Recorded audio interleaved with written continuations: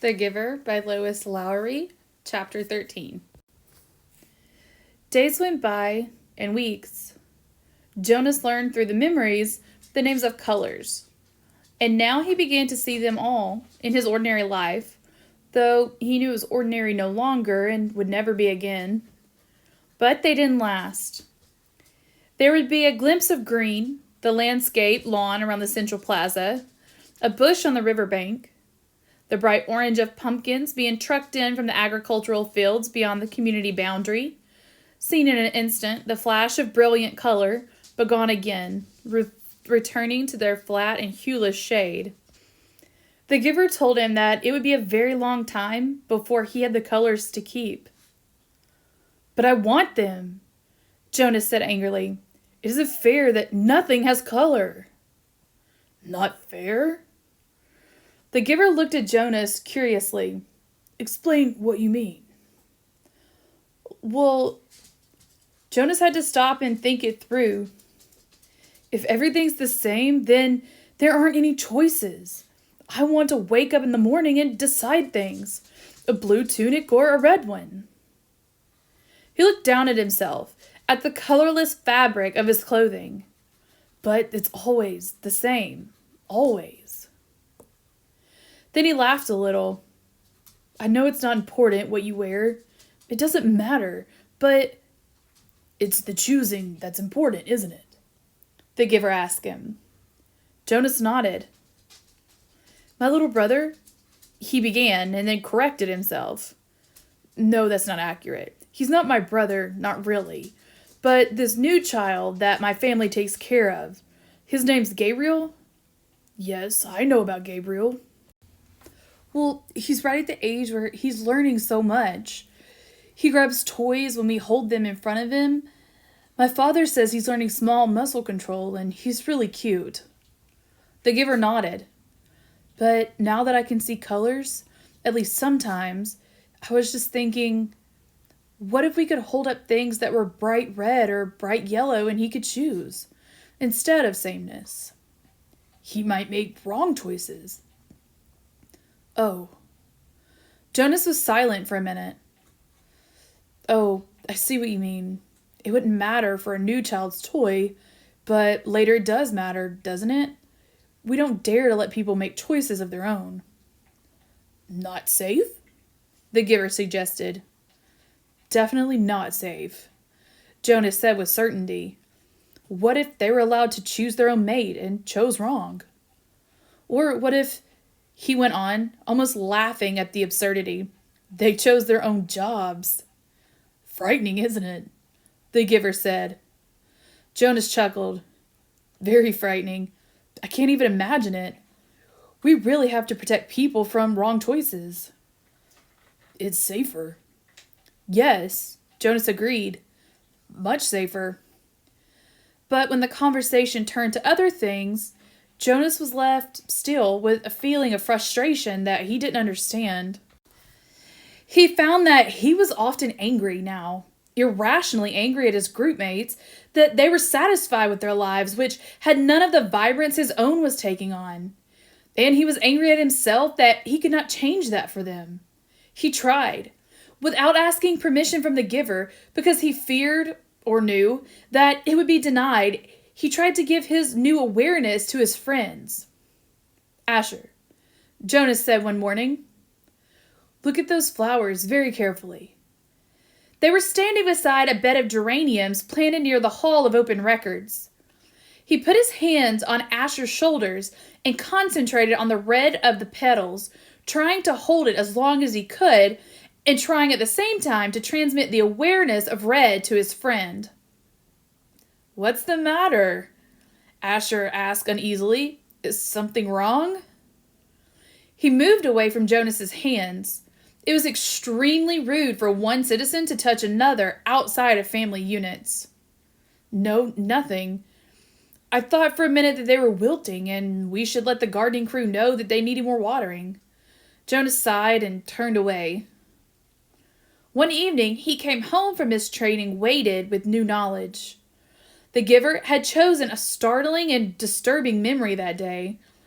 Under the touch of his hands, Jonas had found himself suddenly in a place that was completely alien, hot and windswept under a vast blue sky. There were rafts of sparse grass, a few bushes and rocks, and nearby he could see an area of thicker vegetation. Broad, low trees outlined against the sky. He could hear noises, the sharp crack of weapons. He perceived the word guns, and then shouts and an immense crashing thud as something fell, tearing branches from the trees. He heard voices calling to one another. Peering from the place where he stood, hidden behind some shrubbery, he was reminded of what the giver had told him, that there had been a time when flesh had different colors. 2 of these men had dark brown skin, the others were light. Going closer, he watched them hack the rusk from a motionless elephant on the ground and haul them away, spattered with blood. He felt himself overwhelmed with a new perception of the color he knew as red. Then the men were gone, speeding toward the horizon in a vehicle that spit pebbles from its whirring tires. One hit his forehead and stung him there. But the memory continued, though Jonas ached for it to end. Now he saw another elephant emerge from the place where it had stood hidden in the trees. Very slowly, it walked to the mutilated body and looked down. With its sinuous trunk, it stroked the huge corpse. Then it reached up, broke some leafy branches with a snap, and draped them over the mass of torn, thick flesh. Finally, it tilted its massive head, raised its trunk, and then roared into the empty landscape. Jonas had never heard such a sound. It was a sound of rage and grief, and it seemed to never end. He could still hear it when he opened his eyes and lay anguished on the bed where he received the memories. It continued to roar into his consciousness as he pedaled slowly home. "Lily," he asked that evening when his sister took her comfort object, the stuffed elephant, from the shelf. "Did you know that there was once really elephants? Live ones?" She glanced down at the ragged comfort object and grinned. "Right," she said skeptically. "Sure, Jonas." Jonas went and sat beside them while his father untied Lily's hair ribbons and combed her hair. He placed one hand on each of their shoulders. With all of his being, he tried to give each of them a piece of the memory. Not of the tortured cry of the elephant, but of the being of the elephant, of the towering, immense creature, and the meticulous touch with which it had tended its friend at the end. But his father had continued to comb Lily's long hair, and Lily, impatient, had finally wiggled under her brother's touch. "Jonas," she said, "you're hurting me with your hand." "I apologize for hurting you, Lily." Jonas mumbled and took his hand away. "Accept your apology," Lily responded indifferently, stroking the lifeless elephant. "Giver?" Jonas asked once, as they prepared for the day's work. "Don't you have a spouse? Aren't you allowed to apply for one?" Although he was exempted from the rules against rudeness, he was aware that this was a rude question. But the giver had encouraged all of his questions, not seeming to be embarrassed or offended by even the most personal. The giver chuckled. "No, there's no rule against it, and I did have a spouse. You're forgetting how old I am, Jonas. My former spouse lives now with the childless adults." Oh, of course. Jonas had forgotten the giver's obvious age. When adults of the community became older, their lives became different. They were no longer needed to create family units. Jonas's own parents, when he and Lily were grown, would go to live with the childless adults. "You'll be able to apply for a spouse, Jonas, if you want to. I'll warn you, though, that will be difficult. Your living arrangements will have to be different from those of most family units, because the books are forbidden to citizens. You and I are the only ones with access to the books." Jonas glanced around at the astonishing array of volumes. From time to time now, he could see their colors. With their hours together, his and the giver's, consumed by conversation and by the transmission of memories, Jonas had not yet opened any of the books. But he read the titles here and there, and he knew that they contained all of the knowledge of centuries and that one day they would belong to him. So if I have a spouse and maybe children, I will have to hide the books from them? The giver nodded. I wasn't permitted to share the books with my spouse, that's correct. And there are other difficulties too. You remember the rule that says the new receiver can't talk about his training? Jonas nodded. Of course he remembered. It had turned out by far to be the most frustrating of the rules he was required to obey.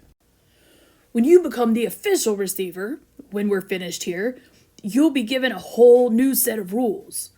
Those are the rules that I obey. And it won't surprise you that I'm forbidden to talk about my work to anyone except the new receiver. That's you, of course. So there will be a whole part of your life which you won't be able to share with the family. It's hard, Jonas. It was hard for me. You do understand, don't you, that this is my life? The memories. Jonas nodded again, but he was puzzled. Didn't life consist of the things you did each day? There wasn't anything else, really. I've seen you taking walks, he said. The giver sighed. I walk. I eat at mealtime. And then when I'm called by the committee of elders, I appear before them to give them counsel and advice.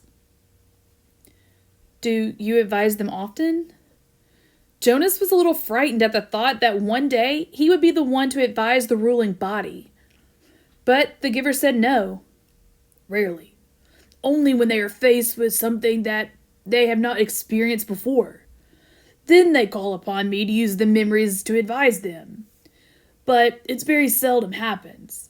Sometimes I wish they'd ask for my wisdom more often. There are so many things I could tell them. Things I wish they would change. But they don't want change. Life here is so orderly, so predictable, so painless. It's what they've chosen. I don't know why they even need a receiver then, if they never call upon him, Jonas commented. They need me, and you, the giver said, but didn't explain. They were reminded of that 10 years ago. What happened 10 years ago? Jonas asked. Oh, I know. You tried to train a successor and it failed. Why? Why did that remind them? The giver smiled grimly. When the new receiver failed, the memories that she had received were released. They didn't come back to me. They went... He paused and seemed to be struggling with the concept. I don't know exactly. They went to the place where memories once existed before. Receivers were created. Someplace out there. He gestured vaguely with his arm. And then the people had access to them. Apparently that's the way it was once. Everyone had access to memories. It was chaos, he said. They really suffered for a while. Finally it subsided as the memories were assimilated. But it certainly made them aware of how they need a receiver to contain all that pain and knowledge. But you have to suffer like that all the time, Jonas pointed out. The giver nodded. And you will. It's my life. It will be yours. Jonas thought about it, about what it would be like for him. Along with the walking and eating, and he looked around the walls of books. Reading? That's it?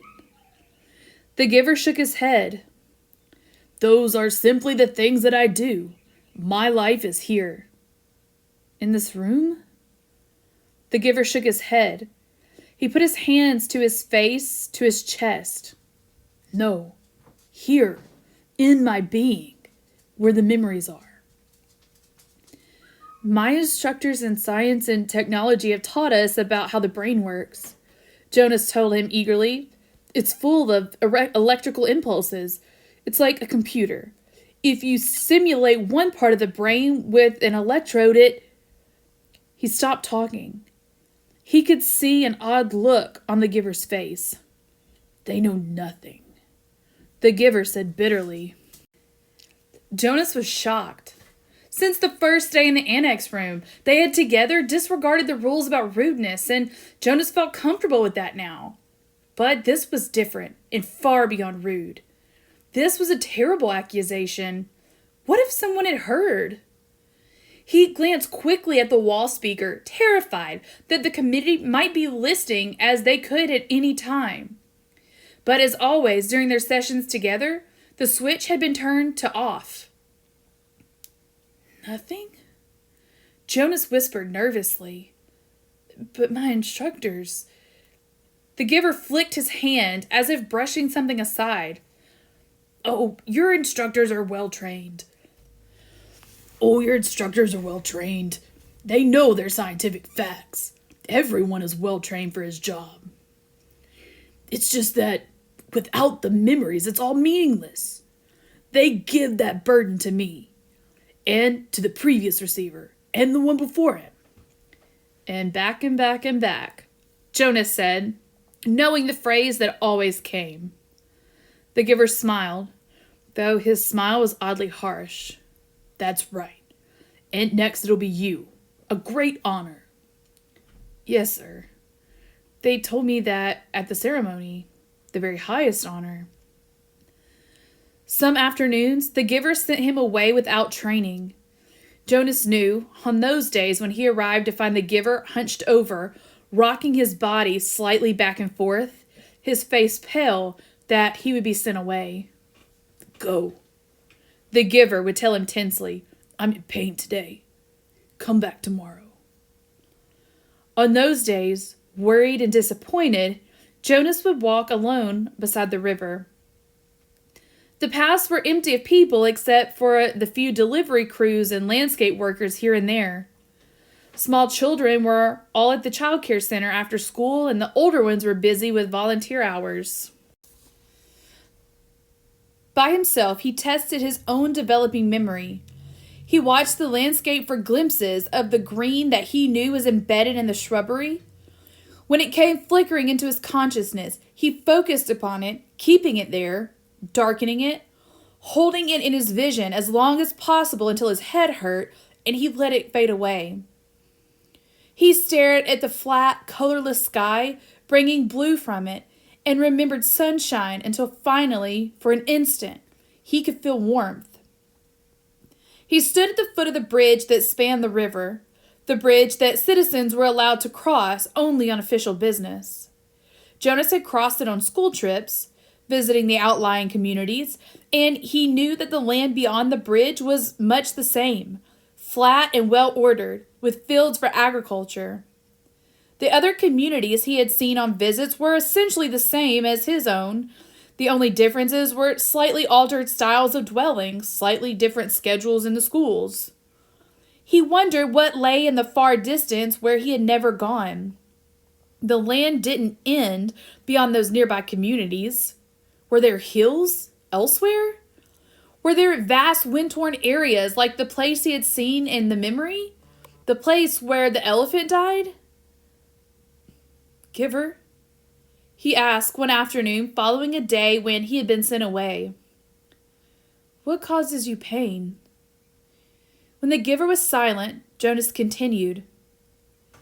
"The chief elder told me at the beginning that the receiving a memory causes terrible pain, and you described for me that the failure of the last new receiver released painful memories to the community. But I haven't suffered, Giver. Not really." Jonas smiled. "Oh, I remember the sunburn you gave me on my very first day, but that wasn't so terrible. What is it that makes you suffer so much? If you give some of it to me, maybe your pain would be less." The giver nodded. "Lie down," he said. "It's time, I suppose. I can't shield you forever. You'll have to take it all on eventually." "Let me think," he went on, when Jonas was on the bed waiting, a little fearful. "All right," the giver said after a moment. "I've decided. We'll start with something familiar. Let's go once again to a hill and a sled. He placed his hands on Jonas's back. All right, I hope you enjoyed chapter 13. There was a lot of stuff to talk about in here, so you have 5 questions to answer. First, why was sameness brought into the community? Do you think it would make life more simple or more fair? Explain your answer. So why did the community decide that being the same would be better than people having individual choices? And if we had that in our society, you think things would be simpler or more fair? And be able to explain your answer. Second question, why is human touch made to seem shameful? What is it trying to prevent? So in the chapter, Jonas had touched Asher's shoulder, trying to transfer the ability to see color, and then he did it again to Lily and his father, and it made Asher very uncomfortable, and it even kind of made Lily uncomfortable. So why do they make it just like from birth seem like it's shameful to touch another person? And what do you think they're trying to prevent by people having physical touch with one another, even amongst friends? Third question, what must Jonas learn when about pleasurable things in life? So Jonas is so adamant that there should be more pleasurable things. There should be more color. There should be more uniqueness. But what does he have to learn about things that are pleasurable? Think about when he saw the elephant. Seeing that elephant was pleasurable, but it was also what? So it's kind of like a give and take. What must he get to get something else? Fourth question, what comes with being an individual? For instance, Jonas being the receiver. So Jonas is an individual in his profession. It kind of makes him a little bit lonely. His job is different. He can't really talk about it. His rules are different than the rules that other people have for their jobs. So what is sort of the price of being an individual? What comes with that?